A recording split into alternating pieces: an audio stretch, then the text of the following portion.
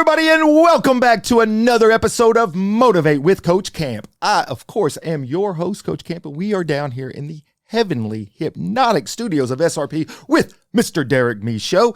Hey, guess what? Every once in a while, I really want to bring in moments of inspiration, guests that have motivational stories. And then really the truth is sometimes we need to see somebody that has chased a dream and has been able to go through a lot of different things to get to that point and continue to grow, because I think that really does give us encouragement, right? So when we chase something, nothing's guaranteed in this world. I don't have to tell you that. There are a lot of insecurities we could feel and find. But man, is it good whenever we see somebody succeed and we're like, where did you come from? How did you get there? How did that happen for you? Well, this week's guest is going to be able to share some of that with you. So this week, I am privileged and honored to have one of our very own country rock music star, songwriter, artist, Miss Casey Johns from here in Hernando. Miss Casey, welcome to the Motivate with Coach Camp podcast. Coach Camp, thanks for having me, man. Absolutely. This is awesome. Well, look, one thing I know, any type of person that is on the road, doing shows, having to constantly be running, when you get home, sometimes you just want to kick your feet up. For sure. So it's not lost on me how privileged it is for you to come down here to the studios, spend a little bit of time with me, share a story with my listeners, my audience. So thank you so much. Oh, thank you so much for having me. And this was supposed to be a weekend off, but I'll always make time for you. Thank you. Thank you. That does mean a lot. So let's talk about this for a second. So Casey Johns, tell my audience, where are you from? Where'd you grow up? Tell me a little bit about your family. I grew up right here in Hernando, Mississippi. Okay. And my family, originally a lot of my family's from Florida.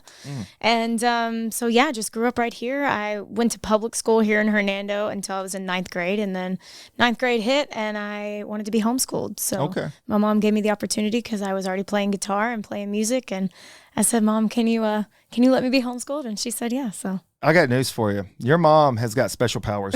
This is a funny side story right here. So I am a college professor, and during COVID, my wife and I were forced, like so many, to become a homeschool person for a minute. Yeah. Not easy. No. That's not easy to talk to your kids and teach them stuff. They don't want to listen to you. Absolutely not. But you asked for it. So you're like, Mom, do this. Well, Mom didn't do it. I went to Gateway Christian schools. And so basically they just give you pamphlets and you pretty much teach yourself, and they have tutors there. It was actually the best option for me, I think, at that time, because I was playing music, I was riding horses, and my mom was like, I think this is going to be good for you because now you can help clean stalls during the day. Oh, so your chore list got longer. Oh yeah, 100%. But, you get to do a few things at the house now, so that's cool. So obviously, being a songwriter, singer, person that had an affinity for country music from the beginning, it sounds like, riding horses. Absolutely. Tell me a little bit about growing up. Did you have brothers, sisters? Yeah, I had one older sister, and then eventually my mom remarried, and I had a stepsister and a stepbrother, which I kind of grew up with them, in my childhood as well, and we all just became a really tight-knit family. So you were the youngest? I was the baby. You were the baby. Can you tell? Yep. I mean, I don't know. So you seem very grown up to me. So then, were there influences there whenever you were young that kind of took you down that road of singing, performing? Absolutely. My mom used to sing in a band when she was little. Really? Yeah. And then, she didn't take it professionally, obviously, but she just, sang with her buddies. And then my sister was a really, really great singer. She never did it professionally. I loved to sing. And I was like, I think I want to do this. So how old were you when it first clicked? Oh, gosh. I've been singing on my mom's coffee table since I was 3. Oh, really? Yeah. I made that my stage. So I understand that. We had a little brick mantle area in front of our fireplace, and that was where my daughter did all of her dancing. So she was she did spins and dances. On the coffee table? On the brick mantle area in front of the fireplace. Probably less safe. That's so unsafe. It was not safe, but I'm a paramedic, so I kept feeling like, if she falls, I could fix something. I don't know. So it was in your blood. And you had some influence. What kind of music did your mom sing?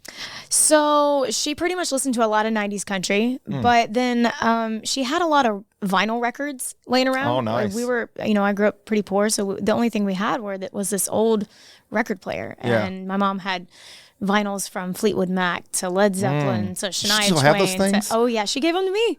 Bro, those are that's classics. Yes. And so I still listen to them to this day. Yeah. So I was influenced from a bunch of different music. Yeah. Well, vinyl came back. Yes. People are selling those and things now it's again. perfect. Yeah. Yeah.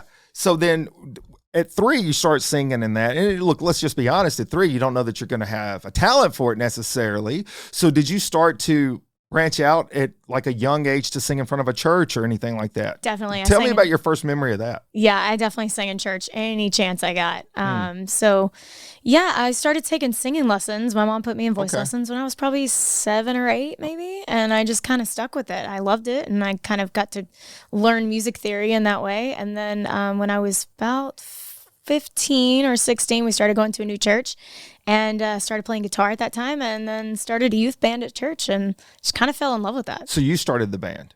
Well, I wouldn't say I did. No, it's okay. I basically I played the guitar, I sang, and then we all just kind of got together and I was sang wondering every if you were Wednesday. like the leaders, just like, you know what? Because that was what was the female, the Bengals? It was the female guitar thing. Back. Yeah. So that's what I was thinking. I was envisioning the Casey John Bengals side. Oh no, definitely not. All right. That's all right. So a bunch of buddies got together. We sang every Wednesday night, and it was great. So were there other things you did growing up? Like, I mean, Yes. besides singing and Definitely. What were the other interests? Always a huge outdoors person. So I was always outside on the horses. My mom was a barrel racer. So I kind of followed in her steps and rode horses. And I was never as good as her, but. I saw a video recently and it looked like a side-by-side. Was that a side-by-side of you and your mom? Yes. Was it really? Yeah. I wish I would have paid. I couldn't get it to zoom in anyways. So y'all look like you were the same person. Oh, you mean the video I just posted today of Yeah, I me think running so. barrels? Oh, that was just me. That was just you. Just I was me. like, that was like Sorry. a mirrored image almost. Yeah. That would have been cool if the marketing would have done that. That would have been more awesome if it was like me and You then and my your mom. Okay, now I got to do that. So I Thanks gave you for that another- idea. No problem. No problem. Well, that's what I thought I saw anyways. But no, hey, look, So did you ever have stage fright then? So it No. sounds like at a very early age, you were ready and felt fine. Yeah, so I took dance lessons for 12 years. I took tap, jazz, and ballet. And so growing up on the stage was like, I loved attention. I'm a Leo, so I obviously love attention. But yeah, no, I loved being on stage, and it kind of just came natural. Do you have that first moment of like you're on there and you're doing your thing and you feel that energy from a crowd? Because I can tell you this. So like I'm a performer too, as such. Whether it's being a bad comedian to just putting on a dance show, because I've been known to, back in my day, not now, girl, not now, but back in my day, I could throw down and if I felt that audience energy, it was like, ooh. And I was in some plays and you feel that. Yeah. So can you think back to your first time you had that moment where you're like, ooh, I'm addicted? 100%. I think the first time I actually felt that, I was playing a lot when I was younger. I used to do the Garth Brooks thing where I'd have like the wireless mic and my guitar, and my mom used to book me to sing intermission at the rodeos. So I'd go out into the rodeos and I would sing, and then I think the first time I felt that was like that rodeo crowd, because you already have a built-in crowd. Yeah. And man, that adrenaline is like no other. It's electric. So it's so funny how that can paralyze some people. It's like the idea of all the eyes on them. Yes. But then for that other person, that unique performer person, that's like, man, that's like a drug almost. It's no, like, you're like, I oh, want thank that God you again. clapped. That's so good. Yeah. It feels like energy. So then how old were you at that time? Oh gosh, I was probably 15 to 18. Yeah. Did you ever do the Star Spangled Banner? I'm Oh, just all the thinking time. of it. 'Cause I just yesterday sang it was- last weekend. I was wondering, because it's the 4th of July. So it just recently, when this comes out, it won't be the 4th of July, but still.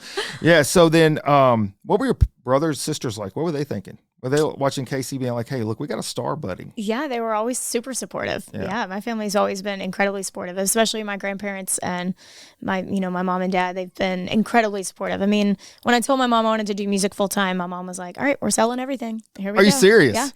So she put. I wish mom was right here at the table. I know. What is going on with that? That's She was my awesome. first investor, yeah. That is awesome. She is in the studio, by the way, guys. So she's here with us. She's not at the table with the microphone. That is incredible. That is absolutely she's incredible. amazing. My family's always been very supportive. Wow. She had to see the talent, because there's that point that a parent believes in their child, loves their child, wants to see them supported. But then it's also like, well, let's think about some things for a second. Yeah. So clearly she saw there was something special there. Yeah, and I think I think she's a lot like you in ways. She's a very great motivational speaker. Like when she would talk to me, she's like my biggest cheerleader. She'd pump me up and be like, you know what? I don't care what that person said about you. You are amazing, or whatever, like she always gave me the confidence to be like, if someone says anything bad about you, just keep going. That is so important that you said that. I mean, look, having somebody in your corner is priceless. Yeah. And when you've got a parent that believes in you so deeply And no matter what the negative comes, and by the way, let's just be honest, guys. There's plenty of folks out there that have negative things to say. They got nothing better to do with their life. That's the way it is. 100%. And if we believe that and we let that become a part of who we are, man, it could derail everything in your life. You could suddenly not have faith in yourself. But to have a parent right there pumping you up, keeping you focused on the things that you really love and enjoy, and clearly she saw the talent there.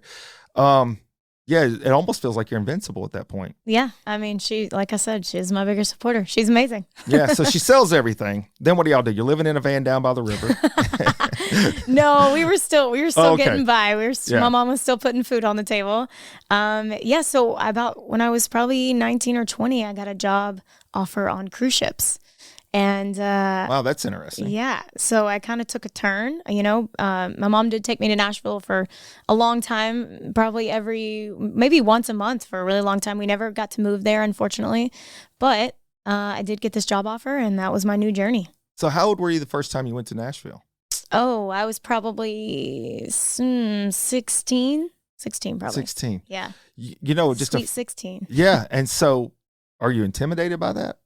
No, I don't think I was intimidated at all. I took my guitar. I went down to Broadway, which Broadway is completely different now, but it used to be where you could just take your guitar into some of those bars, and some of the singers on stage would let you just get up and perform. And so my mom would just take me to all the little bars. I was way too young to be in there, by the way. Thanks, Mom. Yeah. Well, that is a good point, because I was in Nashville not long ago to a Predators game, and my daughter couldn't go in a restaurant to eat after 9 p.m.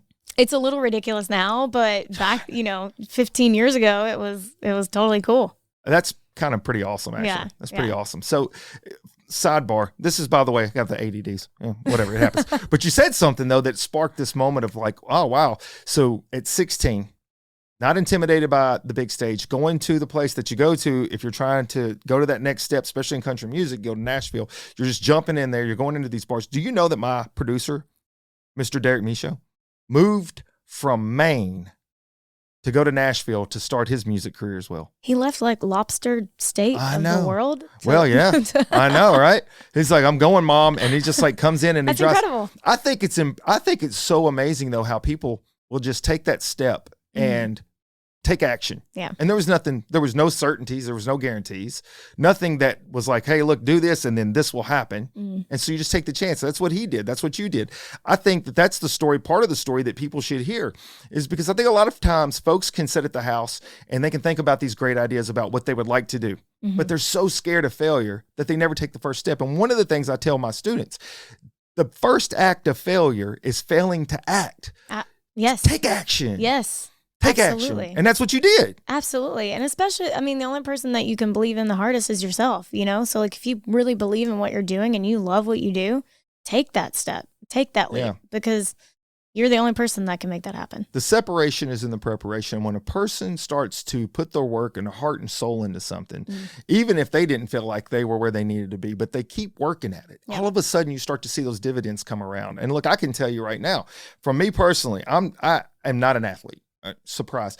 But I can finish You look like an athlete, though. Trust me, it's a facade. This is a fake brick wall going on. And so I started trying to run marathons, and you would not see, I wouldn't think to myself, I see a marathoner and they're flying by and I'm like, there's no way I could do that. Yeah. I could have easily checked out. But really, there's so much to the mental capacity of anything being if you're going to accomplish something, you have to have that belief, that underlying belief, and then the work, and then all the other things kind of start to come together.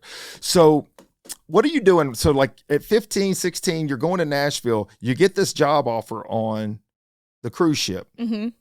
What is that like? Talk to us a little bit about your cruise ship activities. I absolutely loved it. I was actually going to do 1 6-month contract, and I ended up staying there for like 6 years. So then you liked it. You know what's funny is I did the same thing at school. I'm a professor. I went in, I'm like, I got a 1-year game plan. I'm out of here. I've been there 8 years. Yeah. I get it. Yeah. So when it makes sense, right? It does, totally, absolutely. And I think a lot of the cruise ship life was just a different lifestyle.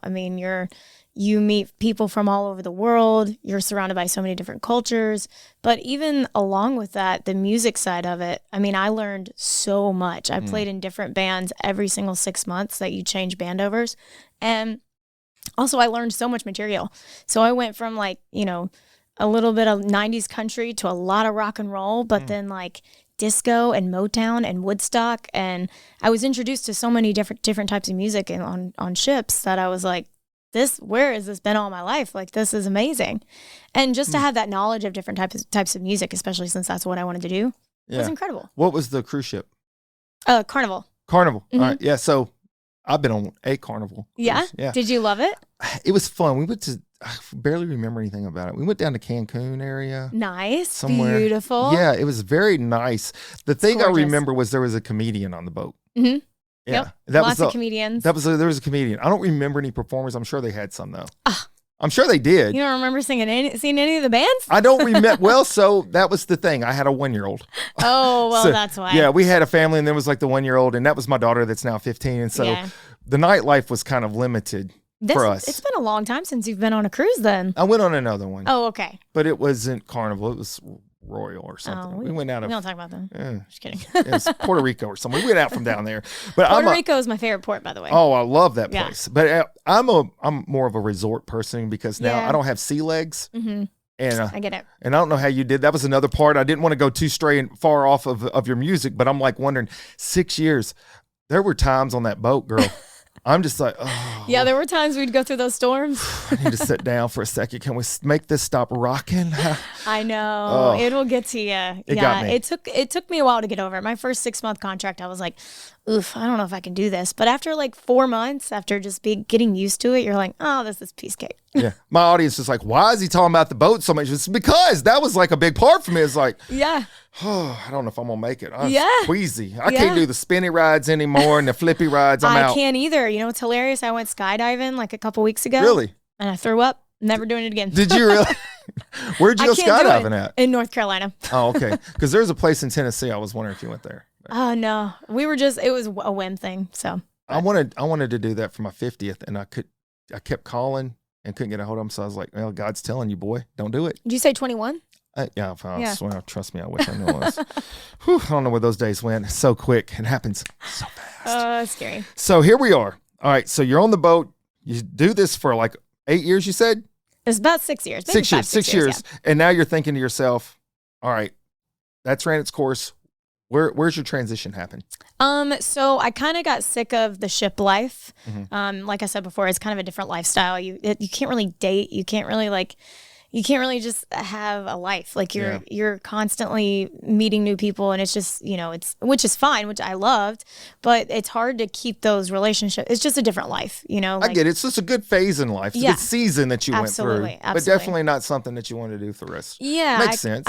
I wanted to be back on land. And, so that sounds so weird to even say, but, so I got a job offer over at Dollywood in East Tennessee, and I was willing to take a huge pay cut to be on land. So I did. I packed up everything I had and moved over to East Tennessee. That's Sevierville area? Yeah, Pigeon Forge, Sevierville, Gatlinburg, yeah. Yeah, mm-hmm. I've got a small little 3-acre thing that I want to build. Yeah. So expensive over there. Yeah. So we haven't got that part yet, but yeah, I got land over there. So maybe one day. That's awesome. And then if you start performing up there again, you'll be right down the corner. Yeah, absolutely. Dollywood's like 5 minutes from the place. I have a show there in August. Do you really? Yeah, you should just come. Hang out with us. So, and I may? Yeah. I'm August, writing it down right now. See. So you, on the boat, you were mentioning that you played a lot of different genres of music, mm-hmm. but country is your main one. So now that when you transition from that, strictly back to country, or do you do like a mix match of stuff? I think that's why I love what I do now is because I'm a huge fan of country music, blues, and rock and roll. So that's a big combination. Yeah. And I think that's what has really set my music aside, in my opinion, from a lot of country artists out there that are doing their thing. I'm doing like rock and roll vocals with some raspy stuff. And then, you still got the country pedal steel and the lap steel. And then we got a little bit of blues runs, which I learned from Aretha Franklin. And, so I'm kind of just adding all those elements together of just music that I love to just make my own. So before you went on the boat, did you have an idea of what direction you were going or wanted to go? No clue. I didn't even know who I was. Okay. Like, I was so young, you're just learning who you are as an artist and who you are as a person. And yeah, it took me a long time to figure it out. That's why I'm connecting those dots, because sometimes a person goes into something, they're very centered on what they want mm-hmm. or what their influences were. Mm-hmm. And you already told us a little bit about the vinyl and how that kind of played a role into the music you liked as a small kid, and then as you get older and you're trying to figure your way. Well, I mean, like, and I didn't ask this, I should have asked this before, but like, when did the guitar get picked up? When did that start? How old were you then? So my mom and my granddad bought me a guitar when I was 15. Okay. And it was this purple Ibanez, and he played guitar, my granddad did, and I just kind of picked with him on the back porch. He showed me how to play, and I took lessons for a while, and I kind of just stuck with it. I just loved it. So. What was the first song you ever remember playing? Ooh. Oh, there we go. I don't know. It was probably a Christian song. Probably like How Great Is Our God. Okay. Probably, yeah. You know, I find 3-chord song. Yeah, well, I'm trying to learn the 3 now because I'm confident if I could learn 3 chords, then I could get somebody else to sing in the background, and I could just do like.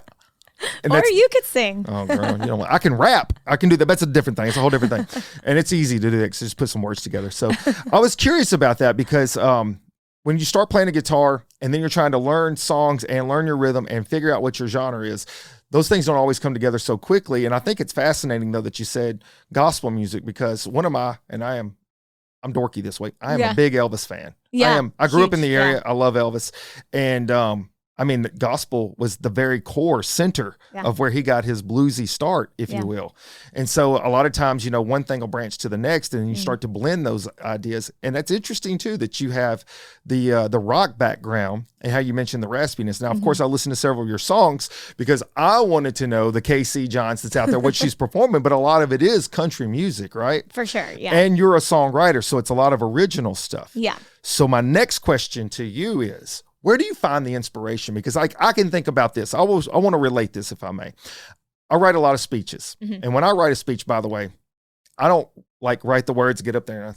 And it's not like that. I'll have outlines or I have a topic, you know, and I'll hit on a topic and I can feel the passion inside me. And so it's always a feel for me. Your mom actually witnessed a small touch of that recently. She's on the Chamber of Commerce. And she's watching you closely. Yeah, she was. And so they exactly. She's like, no, he's this weird this way all the time. So it looks like it matches up. All right, I'll let my daughter go talk to him. So it's like, I get it. But she comes to the hilarious. Chamber of Commerce and I was asked to come in by Miss Siboney to come speak to him and infuse a little energy and motivation. And it's funny because my producer's like, hey, look, these ladies they're not ready for your power. So it's like he didn't want me rampant because like I got the coach camped up. And he's like, just give him the half energy, half energy. So it's like, okay. And so when I came and spoke to him and that, the whole thing is I can't be not me. Yeah. I can only be me. Yeah. Because if it's anything different, it doesn't come across as genuine. No. It doesn't, the message isn't received. So I said, all right, I will take a breath and I will tamper my energy. Yeah. But my message is still going to be felt because that's who I am. That's why my message is real, is because it's me. And whatever the topic is, I'm not saying words. I'm feeling those words. Absolutely. And that's why it plays. That's why people come back. And that's why people want to hear what I have to say. And it's not about me. It is my passion. And it's what I think is one of my gifts. I think God gave me a gift on that. Yeah. So for you, Casey, I say a lot of those words to bring it back to this. Yeah. When you write songs, I would imagine you're not sitting down just trying to come up with a clever lyric to sing that would go with you strumming the guitar. It has to be stuff that you feel, I would imagine. So where do you get that inspiration? I think a lot of it, I mean, like what you said, to be honest and true to yourself, you have to write about what's going on in your life. And that's basically what I write about. I write a lot about recently I've been writing a lot about my family. And, I write about relationships, things that I go through, or if I heard a really inspiring or motivating story from someone I met at a show, or, I mean, it could go from all over, or a friend's issue with another friend or whatever. I will write about anything that's happening in my life at that moment. And you're feeling those words, obviously. Absolutely, yeah. I'm sure you ever watch America's Got Talent? Yeah, oh, yeah, of course. Yeah, American. I like America's Got Talent. It's one of my favorites. It's been around for a long time. Yeah. In fact, I'm actually applying to get on the show as a motivational speaker. I am. Dude, you should do that. I am. Amazing. I am applying. Whether or not they take me, well, that's another story. You got to keep trying. Oh, yeah, I will. If there's one thing I have is a no quit thing, so much so that my wife's like, please just quit on something. No. Please. So, yeah, that's the thing, is that it's got to be real, and then people will feel that. And so I was thinking to myself, you're writing songs, you're writing lyrics, and when I watch America's Got Talent, and there's somebody that comes on the stage and they're playing a song and it's an original and they feel that. It's like, oh, yeah, it just hits the soul. It's true and it's pure and it's genuine. And I think that in that way, people connect with that. Can you tell me the first time that you wrote you had an original, you performed it, and you felt that love come back to you from a crowd? Can you explain that or talk about that? Yeah, I just recently wrote earlier this year a song about my granddad who just recently passed away. And he passed away in November unexpectedly. And he used to come to all my shows and sit right in the front row. And we always would say, you got the best seat in the house, even on the front porch, you got the best seat in the house. Even in the living room watching TV, you got the best seat in the house. And, I think now that he's gone, I still feel like he's still got the best seat in the house at our shows. And so that was the title of the song. And I brought that to the writers in the room that I wanted to write the song with. And they helped me just pour out this love story on a piece of paper. And we just performed it last weekend in Oklahoma, and my parents got to come to the show, and my dad's just bawling in the audience, and my mom's just over here. And that was probably the time because we've been singing the song out a lot lately, and that was probably the most time I've probably felt that. Yeah. That is so beautiful. And I promise my audience, I had no idea about that story. Oh. That question just came to me. It's not even written down. I'm like, that is amazing. What a great story. Oh yeah. And I think this song will really just connect with people who have lost and loved, and I think it's been a very interesting journey singing that song, because the first time I played it I cried. Sure. And I was like, I can't even get through it, sorry guys. But yeah, it was even more emotional when my parents were there to I hear can us only sing. imagine. I mean, look, and I'll say this too. My audience members know this. I cry on about a third of my episodes, depending on what the topic line is. I'm glad I didn't make you cry then. Wait, I thought about it. It was at my heartstring right now. It was strumming it hard. And so I'm thinking to myself, when a person is being so raw and so vulnerable, and people, that really endures them. And so that's one of the things whenever I started being a public speaker, wherever the emotion took me, I was just going to ride that. I was going to be that person. I wasn't going to suppress who I am and what I am, because I realized when you start to do that, also you stop feeling your message. Absolutely. So crying on a stage whenever you're feeling that song, I think that makes your fans love you even more. Trust me. It's hard to sing whenever you're crying, though. Yeah. So there's that side of it, because if I'm speaking and I'm crying, I can snap, and then I can come back. You can actually do this, Give me 1 minute, and I'm back. But yeah, like when you're singing, it's like, and then you got to stop. So it's not as easy. Yeah. That's not But as I have easy. A great band. They'll usually stop and be like, you good? Like, Get a riff? You need like a breath? So that's great that you mentioned the band, because that is a good transition here. And something we'll talk about real fast before we go to a break. How does one go from their living room with a guitar to a band? Where do you develop that? Where do you find your members? It took me a long time to find the dudes in the band that I want. Yeah. And honestly, I think it just comes from, you got to vibe with those guys, because you're in a van with them for weeks at a time. And if you guys don't get along, that's a long ride. Yeah, it's a long ride. So I wanted guys in the band that I could vibe with. And the cool thing is the guys that are in my band, we all write together.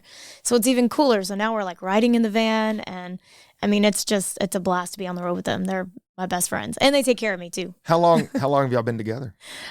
We've consistently been together for about a year, but we've been playing together for about 7 years, kind of on and off. Okay. Yeah. And so how many bands did you go through before you got this one? A ton. Okay. That's a ton. That's Common Core for lots. Many guitar players, many bass players, many drummers. Wow. I know a drummer. Yeah. Donnie Mars. Well, freaking love Donnie Mars. It's my boy, man. Love Donnie Mars. Donnie is great. Gabby Johnson was the best. I know. We were just talking about them earlier. They were so great. I know, they really were. And then they changed up to so many other cool names with Juno. And now it's like Juno Mars right now. It's like Juno Mars. And then at one time they were like Carolina Trail or something, which was the road they grew up. I love it. Anyways. Yeah, the uniqueness that performers have is also part of their flavor. It's not just their ability to sing or play an instrument. It is their character. Definitely. And people buy into that. And so I can see now why your fans like you because you have a lot of that personality. I mean, honestly speaking, thank you. You do. We just met goodness. today. I mean, it's like I feel like we've been hanging out for years. I know. That's the right? kind of that's the flow that you have. So when we Same come to back, you, by the way. well, thank you so much. My wife would say he talks a lot. He knows everybody because he doesn't shut up. We can't go to Walmart and get in and out in 5 minutes. I believe it. A gallon of milk I believe it. takes 30 minutes. And my daughter is like, she's like, are you serious? I can't help it. We're in Hernando. Can you just go get the eggs and come back? I know these people. So we're going to take a quick break. When we come back, we are going to jump into where Casey is now in her performance. I know you're home, obviously, on a break from touring, where you see yourself coming up, going down the road, where you think you're going to be in a couple years. We're going to hit on all that stuff and then talk about the inspiration that it took for you to get to where you are and what you would give other people. And we're also going to talk about barrel racing. So anyways, don't go anywhere. We will be right back. A great opportunity awaits. The Motivate with Coach Camp podcast is now in its second season, and we are excited to say that we have listeners all over the United States and in 19 countries. If you have a company and you're interested in some very affordable advertising, while at the same time supporting a great cause, please go to motivatewithcoachcamp.com and fill out that sponsorship page, and we'll get right back to you. You can support the podcast through donations on Venmo at Motivate with Coach Camp. Thank you to all the listeners and guests who have blessed this podcast with their engagement and involvement. Welcome back from that break. We're here with Miss Casey Johns, country music star, artist, songwriter, barrel racer. And she's been sharing with us a little bit about what it's like, what it was like growing up and getting involved in singing and how the different roads led to where she's at today. And ultimately, the many, many influences that it takes to be the person that you become, because I think that's an important ingredient, is to pay attention in life, because there are moments that you'll go through, seasons that you'll go through, where maybe you don't see the relevance of it, or you're not really understanding how important that is going to be in your life down the road. And then it starts to develop and mold the person that you are. And then greatness comes from that. So Miss Casey, we were talking just before we went to the break, of course, about your band, how you got those guys together and the influences. So what I would like to know now, though, is where is Casey Johns and what are you doing next? Because I know you just got in off a tour. So what's some of the stuff you've got lined up down the road? So we just came out with our latest single called Rodeo Queen, and it was a love story about my parents and how my mom was a champion barrel racer and my dad was a bull rider. And that song, we just kind of threw it out there. We want to see how it would do, and it's been sitting on the Texas road charts at 27 since April. And so we've been super grateful for that. So we've just been kind of touring around with that song. And then we probably won't put out another song until September, because that song people have been so generous about that song. So we've just been kind of letting it sit and do, kind of simmer and do its thing. Yeah. Have you ever noticed that sometimes you'll put out something and it doesn't catch right away, and then all of a sudden it just like catches fire? Yeah. Oh, yeah. Yeah. And that's strange how that happens. It's wild that you actually said that, because we just did a re-release of a song this past month, because we're always just want to put out songs just for content. But this song we released 2 years ago, and it's now catching its fire again. And it's weird how that works. I don't know where that comes from, how the universe is cycling. It's timing. It is timing. That is a great way to put it. Yeah. It's the right place at the right time, and timing is everything, because I have put out podcasts that we got very low at anything. I'm like, I thought it was a great podcast.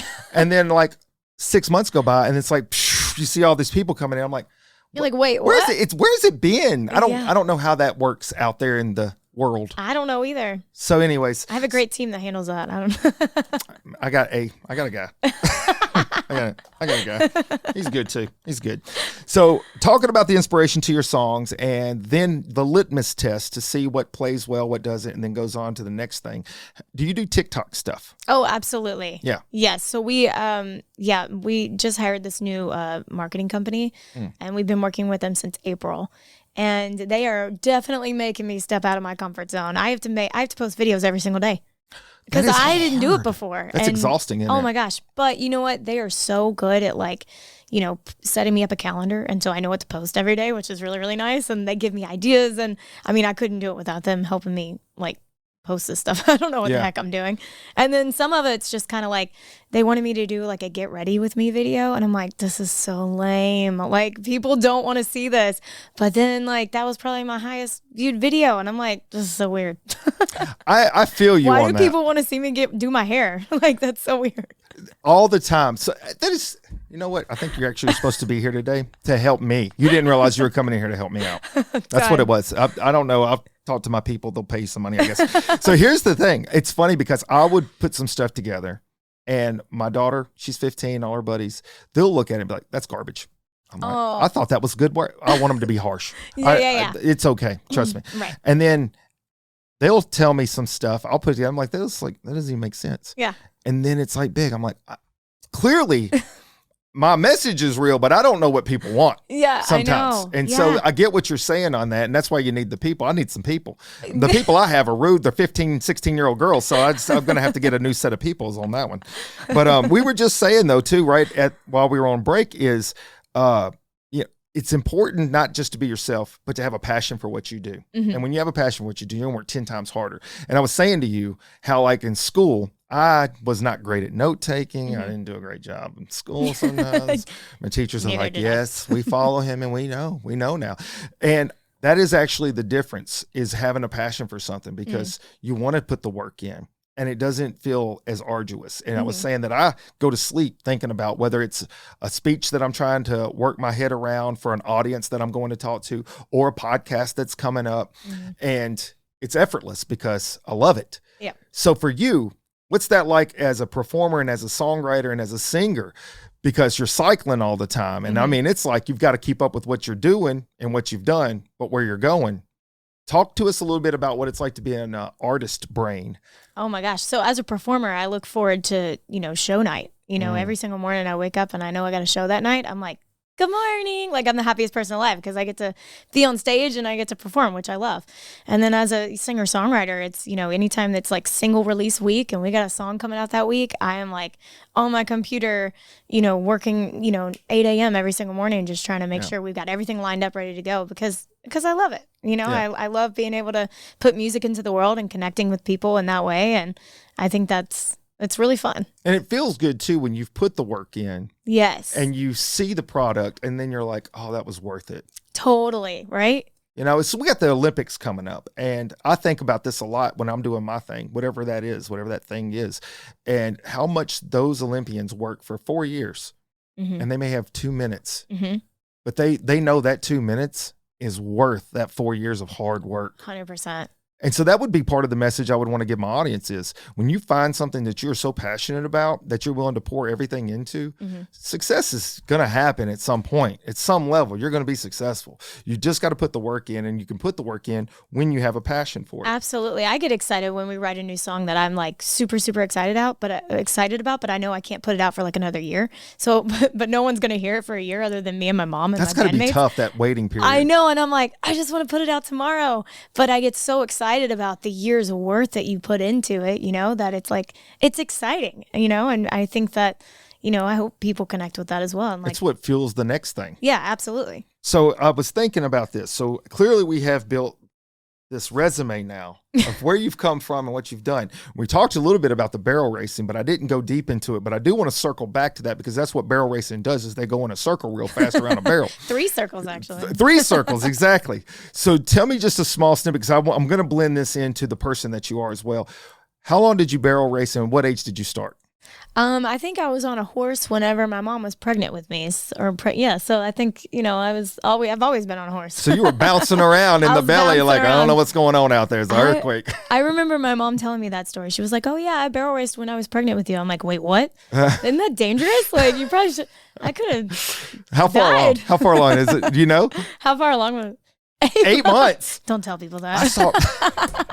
The world knows now, girl. I remember seeing a girl running a marathon. She had to be 6 or 7 months pregnant. Oh my gosh. And I'm like, I was complaining. I was complaining the whole time. And then I see her run past me and I'm like, you're like, oh, I guess I need to pick Shut it up. Up, Chris. Stop whining. So yes, very inspirational. Yeah. So I think I've been on a horse ever since. And then the day I stopped writing, I knew that I had to choose a hobby. It was either music or horses. And my mom was like, both are expensive, choose one. So So how old were you? and I think I stopped riding when I was, I want to say 17. Oh, wow. Yeah. Oh, so you made it near adulthood Yeah. on that one. Yeah. Wow. Okay. So then the next question is, did you find yourself having hardships barrel racing? Because I know it's not easy. So tell me a little bit about some of the setbacks you may have had. I definitely think that because I think during that time I was also growing and learning who I am as a person. And when, you know, you're out there in front of people and you're barrel racing, it's like, it's almost, to me, it was always embarrassing to go out there, and because I knew I wasn't as good as my mom. So I was just like, oh, this is embarrassing. But my mom is such a great pep talker, and she's so great at just like motivating you. She gets you pepped up for the show, and that, like, by the time I got out there, I was like, okay, I feel better now because my mom is like pushed me and she knows that this is going to be a good run. And so, yeah, I think that, you know, at the end of the day, when I circled that third barrel and I came home, it was like, it was not so bad. You know, you want to do it again. Yeah, you want to do it again. You're building that confidence. So I wish I would have said this earlier in the show, but it's fine that we're here at this point where I'm talking about it, because the truth is, what I was mentioning is that you were building those little moments in your life of facing some fears, maybe seeing some areas that, as you said, your mom was better than you but at the end of the day, you were trying to be better. And so with you fighting through that, I'm sure plays into your music career. Definitely. In so many different ways. Absolutely. And gives you the tenacity and the strength to keep going, even whenever things are not where you want it to be necessarily. For sure. There are so many times, I can't even tell you how many times I've called my mom wanting to quit the music industry because I'm like, I'm never going to make it. And then, you know, and then another door opens and it's like, okay, we're going to make it. The ship's going down. It's not going down. We're good. We're just good. Kidding, guys. It's just false alarm. I get it, because I will tell you this, full disclosure, if you go back and watch any of my other stuff that I have out there, you will see some of that roller coaster with me as well. And the one thing, and I wanted to bring all of this into this nice little cool package. I like to call it a cool package because I want you to know that you're not different than every other person. And I want every other person out there to know that you're not different than Miss Casey Johns, in that you can be really good at something. You can be very successful at something, but you can still have those doubts, those inhibitions. You can have those reflections of maybe this ain't going to work. But when you stop and you look back over your life, you've probably overcome a lot of things that put you where you are today. And sometimes we forget that. And it's easy to forget that when you're going through a tough time, whatever that moment is in your life, whatever that is. And for myself, motivational speaking kind of means you got to be motivational, right? Absolutely. So I can't be like negative and motivational at the same time. So when I wake up, I don't want to be fake. So at the end of the day, I have my bad moments and I have my doubts. And then whenever I started trying to branch into making this eventually my livelihood, what I want to do for a living, I knew I couldn't make it about the paycheck. And that was tough for me. I wanted the passion to have a purpose, but you want to be paid by it. And so there's that conflict that I constantly had. And I will tell you, I had moments where I wanted to just say, just forget it. I'll just make a couple of videos a day. And then what you just said, you didn't know you were doing this. I didn't know you were going to do this. I didn't know. This is not prescriptive. I don't even remember what I said. I do. Trust me. And it's only because we're still talking. 5 minutes and I'm like, what did you do? I don't know. I had a podcast. But you said that whenever you got to a point that you thought you were going to give up and you quit, some other door would open.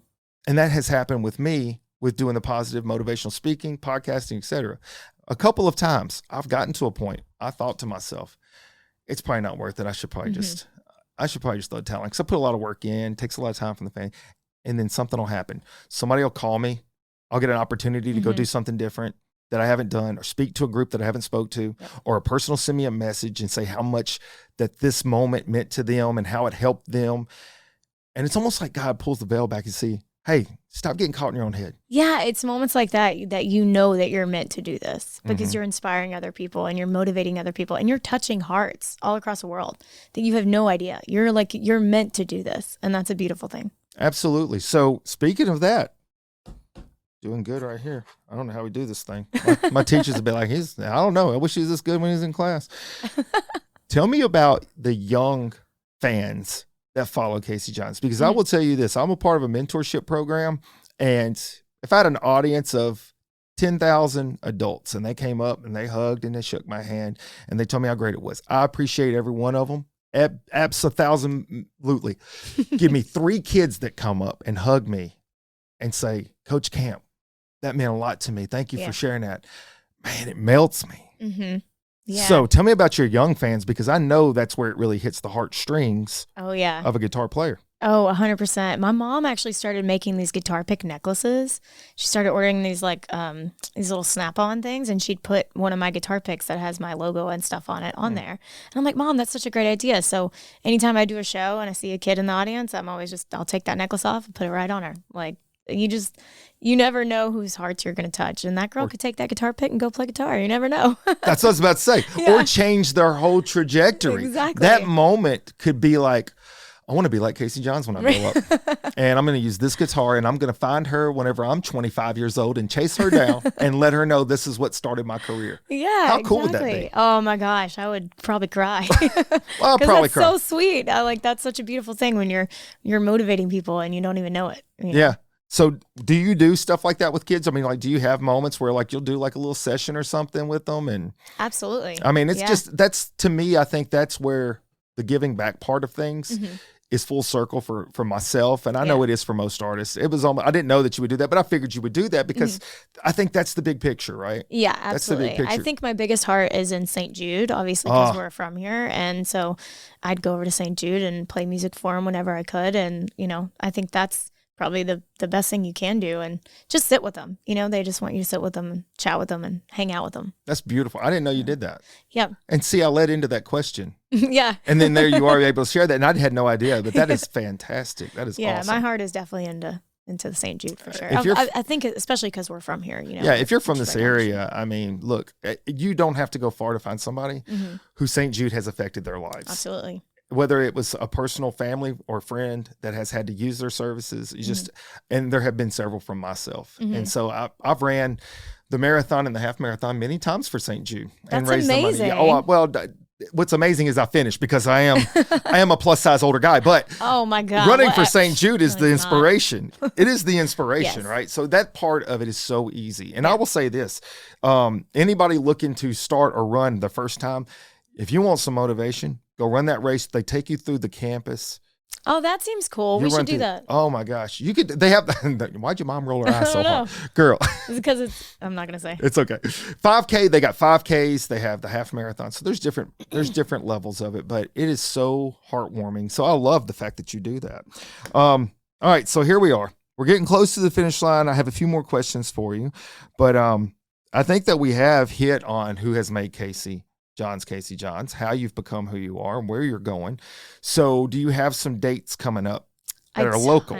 Oh, a local. Yeah, actually. I want to here in say, Hernando, Mississippi area. Well, nothing. Memphis, the area. Memphis nothing area. Here. Well, okay, yes. So I'll be at actually Mississippi Ale House for their anniversary, July 13th, next Saturday. Saturday. That's going to be my only local show this year. Everything else we are in Texas, Florida, PA, Nebraska, Kansas, Missouri. We're all over the map right now. Wow. How often are you doing a show? Norway. Norway. Wow. The country. Yes. It's like Norway, Mississippi, or So how often are you, like every weekend? Every single weekend. Yeah. That's a lot and of then traveling. sometimes usually weeks at a time we'll stay out. Yeah. I'm going to tell you something now. If you don't love what you're doing, that's a lot of work. It's a lot of work. That's a lot of work. That's a lot of work. And I'm very grateful to have a really amazing team to help me because I could not do all this on my own. I mean, they help me book the tour. They do the marketing. I mean, help me run my social media because that's a lot. Yeah. Because if one more app comes out, I swear I'm going to lose it. Bro, I gave up on LinkedIn and Twitter, which is now whatever it is. Universe K, I don't even know. So, I can't keep up anymore. And I've cross-linked them too. So like if I do a TikTok, it goes to Instagram. You have to. It's too many things. It's so many. And I'm still old, so I do Facebook a lot. So it's like my daughter's like, well, what are you doing on Facebook? It's nobody uses Facebook, Instagram. It's like, and we're over here like, yeah, we do. So I'm like, I don't know what you're talking about. I don't know what you're talking about, girl. So you got a lot of tours coming up then. Yeah, lots of travel. Tons of tours, and then we've got a new single coming out in September. Okay, and the name of it is? It's called Smoke Show. Smoke Show. Mm-hmm. All right. It's about all the beautiful, beautiful ladies out there. Oh, okay. Yeah. So All it's right. like a girl inspiration song. Nice. Yeah. I like it. Well, do you have any final thoughts, any inspiration, any motivation you want to throw at anybody? I think honestly, I mean, just wrapping it all up, I think just be true to who you are and, continue to just continue to love yourself every day. I feel like there's so much negativity in this world that it's just stupid. You know what I mean? So if you can stay away from the negative energy and continue to spread kindness and spread good energy, I think that'll come back to you. I love that. And I will say this just to add to that moment is when you start to infuse that in others, it does come back. 100%. So for me, that's what I found. Positivity can breed positivity. Negativity breeds negativity. So surround yourself with good folks. 100%. And I think that's why I talk to my family. I talk to my mom every single day because she's the most positive person that I know. So, I mean, 15 times a day I call her. She probably hates it. But she's just so positive. And she makes me positive, so. I want to throw a shout out to your mom too, because when I asked her about getting her daughter on my show, and she quickly was like, yes, absolutely, I'll talk to her. I now see what kind of bond y'all have and connection. Aww. So that means a lot to me then. So that means your mom was like, you know what? You should go see Dr. Camp. Motivate with Coach Camp. Yeah, well, she's not Dr. Camp. So, but my wife's like, he needs a doctor. So yes, Motivate with Coach Camp. And I'm like, wow. So this is big then. This is a really big moment. I appreciate you coming on. I know my audience is going to appreciate your message. It's inspirational. And kids out there everywhere, look, you don't have to have it all. Sometimes all you need to do is get on your coffee table. Okay? Get on your coffee table. Start singing a song. Have a parent believe everything about you and then sell all of their items and put you out there in the show, baby. Take you to Nashville a couple of times. She's the best. She's the best. Well, Casey, thank you so much for coming on the Motivate with Coach Camp show. Coach Camp, thank you so much for having me. It was so nice to meet you, and you're just amazing. So thank you. Thank you. And if you're out on the tour circuit and you're feeling low on motivation, get your crew, your band all together. Give me a Facebook call. And I will fire them up over the phone, baby. Done. Get you guys out on the stage ready to rock and roll. Hey, I want to thank my audience. You guys tune in all the time. You send me great stuff. You keep me motivated. Believe it or not, motivation needs motivation, and you are my fuel as well. So continue to tune in, continue to watch. Go to my website, motivatewithcoachcamp.com. Subscribe to my YouTube. And until next time, Coach Camp out. I love the chase and the hunt, and I set the pace when I'm running. I always take what I want and I always give it 100. Don't need a bank, no, I'm funded. Play the game like it's nothing. I'm always thankful for something. Don't take for granted, stay humble. Now wake up, it's time to look at the enemy. Look in the mirror if he is no friend to me. It's not working out, maybe it's the chemistry. It's time to break up so I can make a better me. Better believe in your mind, cause it's everything.